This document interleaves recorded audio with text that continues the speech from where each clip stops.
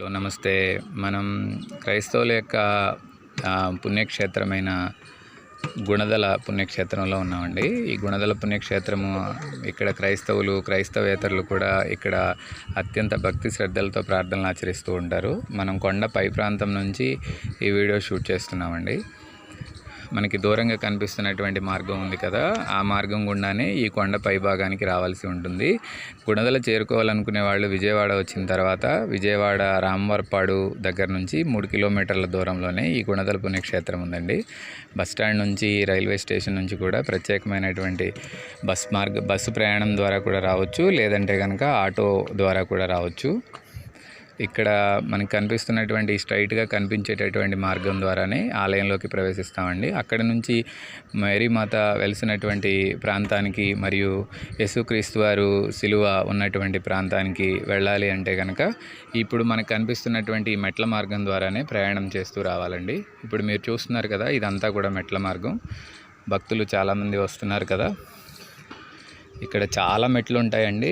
చాలా వాలుగా ఉన్నటువంటి కొండ ప్రాంతం ఇదంతా కూడా. చాలా కష్టపడి నడవాలి. ఈ ప్రదేశం అంతా కూడా చాలా వాలుగా ఉంది.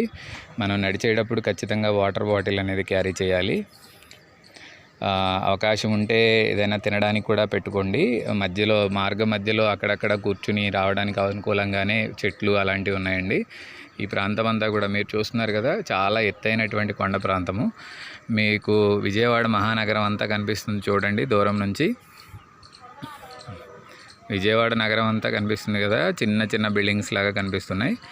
ఇక్కడ నుంచి లోపలికి వచ్చిన తర్వాత ఈ మెట్ల మార్గం ద్వారా మరియ తల్లి ఉన్నటువంటి, మేరీమాత ఉన్నటువంటి ఆలయ ప్రదేశానికి వస్తామండి. ఇప్పుడు మనకి కనిపిస్తున్నటువంటి ఈ ప్రాంతంలోనే మేరీమాత ఆలయం నిర్మించారండి. ఇక్కడ సహజసిద్ధంగా ఏర్పడినటువంటి కొండని తొలిచి అక్కడ మేరీమాత స్వరూపాన్ని ప్రతిష్ఠించినట్టుగా చెప్తూ ఉంటారు.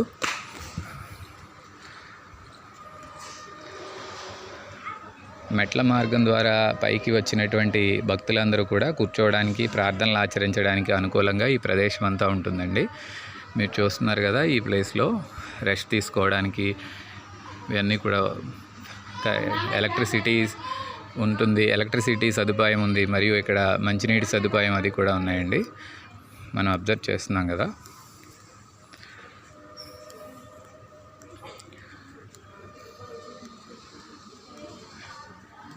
ఇక్కడ నుంచి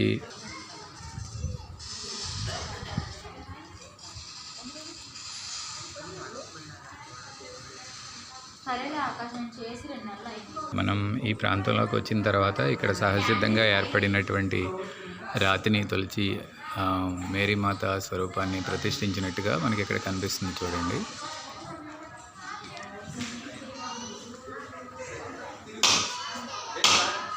ఇదంతా సహజంగా ఏర్పడినటువంటి కొండ ప్రాంతం అండి. ఈ కొండ ప్రాంతంలోనే మేరీమాత ఆలయాన్ని నిర్మించారు. ఇక్కడ క్రైస్తవులందరూ కూడా అత్యంత భక్తి శ్రద్ధలతో ప్రార్థనలు ఆచరిస్తూ ఉంటారు.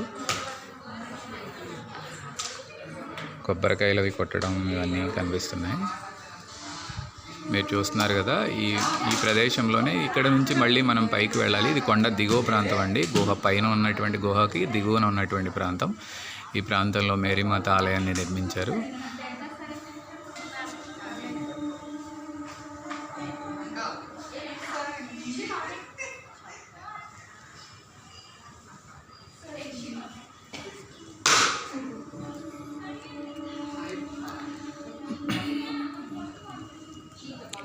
ఇక్కడ నుంచి మళ్ళీ మనం మీరే మార్గం ద్వారా ఇప్పుడున్నటువంటి ఆలయానికి పై భాగంలో కూడా మరొక ఆలయాన్ని నిర్మించారండి.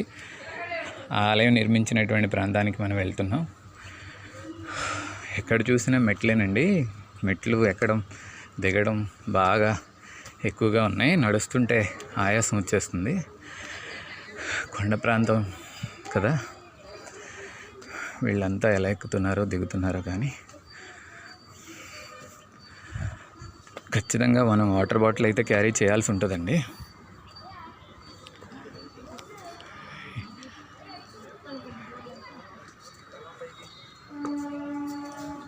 కింద ఉన్న గుహ యొక్క పై భాగానికి వచ్చేసాం. ఇక్కడ నుంచి మరొకటి చూస్తాం.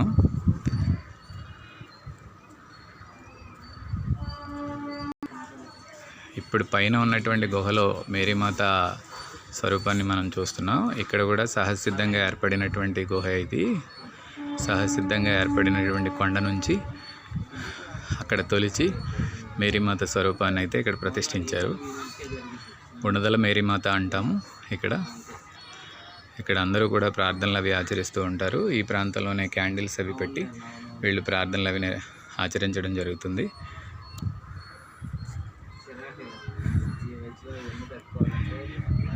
ఇక్కడ నుంచి మనం చూస్తున్నాం కదా, ఈ ప్రాంతం అంతా ఎంత విశాలంగా కనిపిస్తుందో, చాలా చిన్నగా కనిపిస్తుంది. ఇది ఎత్తైన కొండ ప్రదేశం. ఈ కొండ ప్రదేశానికి మనం చేరుకున్నాం. ఇక్కడైతే వాటర్ ఫెసిలిటీ ఉంది, ఎలక్ట్రిసిటీ ఫెసిలిటీ కూడా ఉంది.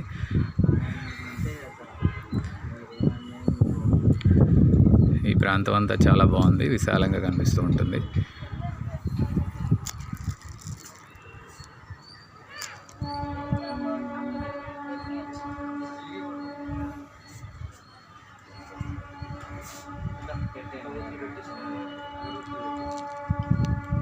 ఈ గుహ దగ్గర నుంచి మనం అబ్జర్వ్ చేస్తే ఇక్కడ నుంచి ఈ ప్రాంతంలోనే మనకి వేరొక మార్గం కనిపిస్తుంది, మెట్ల మార్గం. ఈ మెట్ల మార్గం ద్వారా వెళ్తే కనుక యేసుక్రీస్తు వారి శిలువ మరియు యేసుక్రీస్తు వారి స్వరూపాలు అన్నీ కూడా పైన ఉంటాయి ఆ కొండ ప్రాంతంలో. అక్కడికి వెళ్ళిన తర్వాత అక్కడ కూడా చాలామంది ప్రార్థనలు ఆచరిస్తూ ఉంటారు.